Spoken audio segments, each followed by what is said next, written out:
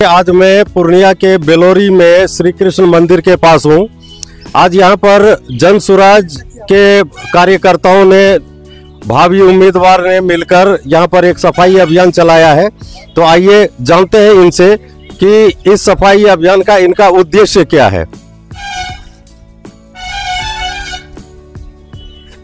Doctor साहब नमस्कार। नमस्कार।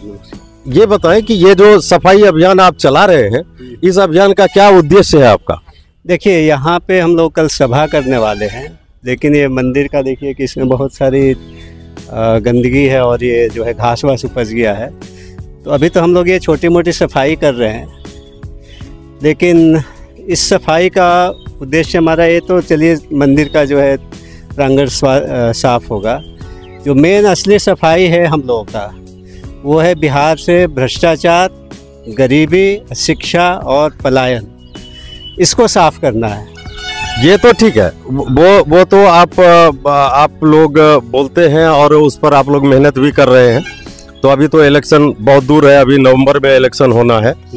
लेकिन ये जो सफाई आप कर रहे हैं, ये कुदाल आपने पकड़ा है, किसी के हाथ में कचिया भी है, तो ये अभियान जो है ये सिर्फ इसी प्रांगण के लिए सीमित है या इसके आगे भी कहीं और चलेगा? ये नहीं, आगे भी चलेगा, बिल्कुल चलेगा। जहाँ भी हम लोग सभा करेंगे या गंदगी रहेगा उसको हम लोग करेंगे। लेकिन ये देखिए, ये अकेले मेरे करने से होगा नहीं। जन स्वराज का जो मेन उद्देश्य है लोगों को जागरूक करना।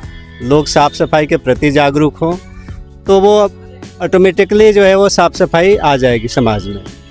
तो अभी तो हम लोग ये कर रहे हैं और देखिए अभी कितने सारे कार्यकर्ता है वो खुद से लगे हुए हैं और साफ सफाई हम लोग कर रहे हैं। ये मेरा अगला सवाल था, लेकिन आपने सवाल पूछने से पहले जवाब दे दिया। आप ये बताएं कि ये जो अभियान आप चला रहे हैं, ये सिर्फ पार्टी का एक प्रचार माध्यम है या इसका कोई खास मकसद है? लोगों को कोई संदेश देना चाहते हैं? खास मकसद ये है, लोगों को जागरूक करना चाहते हैं। जिस तरह से मैं इसको सफाई कर रहा हूँ, उसी तरह देश में स्वच्छ अभियान हो, लोगों में जागरूक करें कि दिल स्वच्छ हो जाए, स्वच्छ वातावरण रहे, स्वच्छ समाज बने। इसी के चलते आज हम सफाई अभियान से शुरू किया हूँ। तो ये अभियान तो मोदी जी सालों से चला रहे हैं, कहीं उन्हीं से तो प्रेरित नहीं है आप लोग? नहीं, मोदी से प्रेरित नहीं हूँ मैं। अपने दिल में सोच रखा, समझा, इसलिए आज के दिन अच्छा दिन समझा, शुक्रवार है, आज के दिन अभियान सफाई अभियान शुरू करके लोगों के दिल में जो भी गलतफहमी है वो निकल जाए। ठीक है, वो बात मैं मानता हूँ, आपकी बात मानता हूँ। लेकिन यहाँ पर तो सिर्फ घास है जी।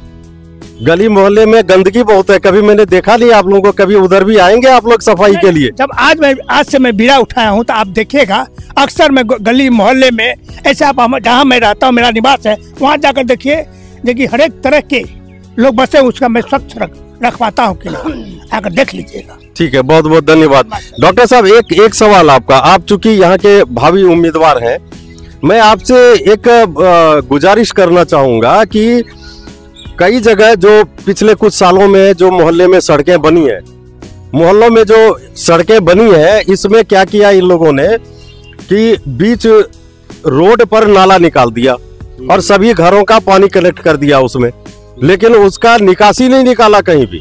अभी आप अगर रामबाग में 6 नंबर गली जाएंगे दुर्गा मंदिर रोड पर, तो आपको इतना पानी मिलेगा। वहां पर सालों भर पानी जमा रहता है। उसके लिए हम आपसे मदद चाहेंगे कि आप एक बार म्यूनिसिपैलिटी में जाके बोले कि भाई इसका कुछ उपाय करें। क्या करेंगे आप? देखिए, ये म्यूनिसिपैलिटी में बोलने से होगा नहीं, आपको मैं सच्चाई बता रहा हूँ। ये सब भ्रष्टाचार की देन है, जो आप बात बता रहे हैं भ्रष्टाचार की देन है। बिहार में इंजीनियरिंग इतनी ख़राब है कि वो लोग पहले प्लानिंग करते ही नहीं है। आज यहाँ एक नाला बन गया, कल वहाँ एक नाला बन जाएगा, परसों। तो नाले ऐसा नहीं होता है कि वो पानी निकासी के लिए बन रहे हैं, नाले बन रहे हैं घूसखोर, मतलब वो उससे कमीशन लेने के लिए। उनका कहीं से भी ये उद्देश्य नहीं है कि वो नाले से पानी बह के जाए। वो नाले से जनता का पैसा बह रहा है और वो जेब में जा रहा है अधिकारियों के, जो जूनियर इंजीनियर है, जो नेता है, ठेकेदार है, उन सब की जेब में जा रहा है। इसीलिए ये हाल है। मुझे जाके मैं निगम में बोल दूँ, धरना दे दूँ, वो नहीं ठीक होगा।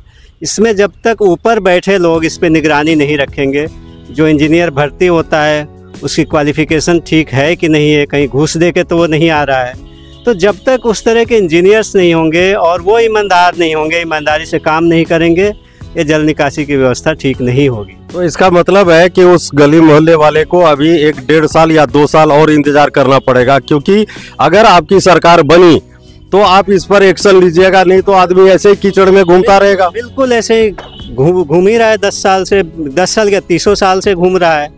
लेकिन इसमें लोगों को देखिए, अभी मैं आपको थोड़ी देर पहले क्या बताया कि लोग जब तक जागरूक नहीं होंगे तब तक सुधार नहीं होगा। एक आदमी नहीं सुधार, चाहे प्रशांत किशोर हो या मैं हूँ या कोई और हो या मोदी जी हो, एक आदमी सुधार नहीं ला सकता। जन स्वराज का काम ही यही है कि लोगों को जागरूक कीजिए। लोग ये सवाल पूछे कि ये जो नाला बना रहे हो, आपके घर के सामने नाला बन रहा है, वो इंजीनियर से पूछे, ठेकेदार से पूछे, मेयर से पूछे, वार्ड कमिश्नर से पूछे कि ये नाला का पानी कहाँ जाएगा, इसका निकासी बताइए, नहीं तो हम काम नहीं होने देंगे। लोग जिस दिन ये इतना जागरूक हो जाएंगे उस दिन समस्या का हल निकल जाएगा। ये बात आपके मीडिया के माध्यम से मैं बोल रहा हूँ। आप लोगों का भी काम है कि ये जागरूक कीजिए, और आप लोग खुद जाके कैमरा लेके, जहाँ बन रहा है, बन जाने के बाद आप कैमरा लेके दिखाते रहिए, कोई मतलब नहीं है। जिस समय काम हो रहा है उस समय आप भी पहुँचिए, 4 लोगों को भी बुलाइए और फिर पूछिए कि इसका निकासी कहाँ होगा, तब जाके असल में वो सुधार होगा। हम आपकी बात से सहमत हैं। ये प्रॉब्लम सिर्फ बिहार में नहीं बल्कि दिल्ली में भी है। दिल्ली में भी हमने देखा है कि सड़कें नई बन जाती हैं, बनने के अगले दिन बगल से खुदाई शुरू हो जाती है। कभी गैस वाला आ जाता है पाइप बिछाने, तो कभी टेलीफोन वाला आ जाता है केबल बिछाने। ठीक है ना, ये प्रॉब्लम तो खैर है।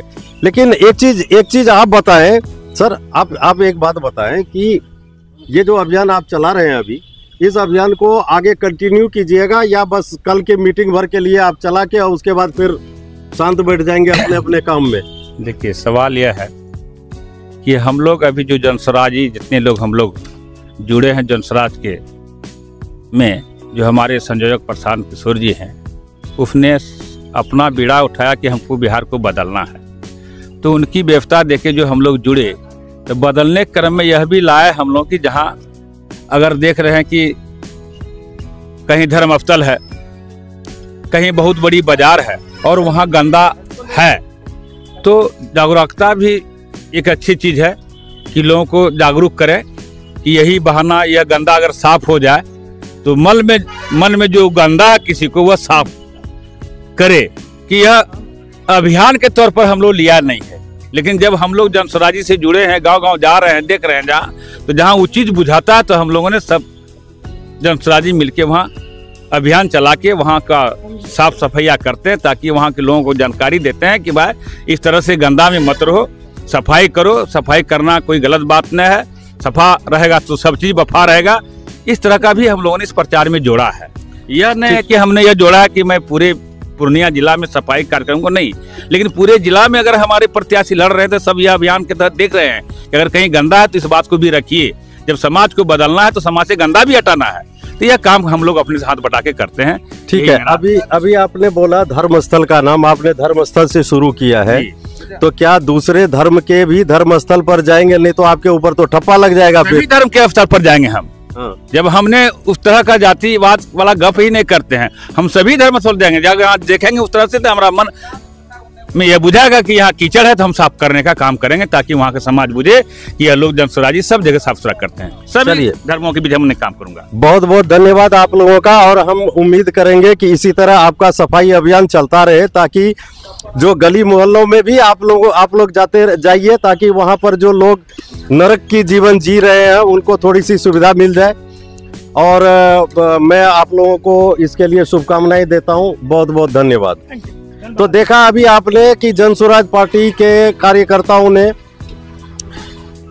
इस मंदिर प्रांगण में सफाई की, क्योंकि हालांकि इनका उद्देश्य ये था कि कल यहाँ पर एक पार्टी की मीटिंग होने वाली है, कुछ 150 लोग आने वाले हैं यहाँ पर, इस वजह से यहाँ पर सफाई अभियान चलाया। लेकिन इनका उद्देश्य ये है कि हर जगह धीरे धीरे करके हर जगह पर सफाई की जाए और लोगों को सफाई अभियान से जुड़ने के लिए प्रेरित किया जाए। मैं डॉक्टर गौतम पांडे, कैमरामैन गुंजन के साथ, पूर्णिया बेलोरी से। Thank you very much.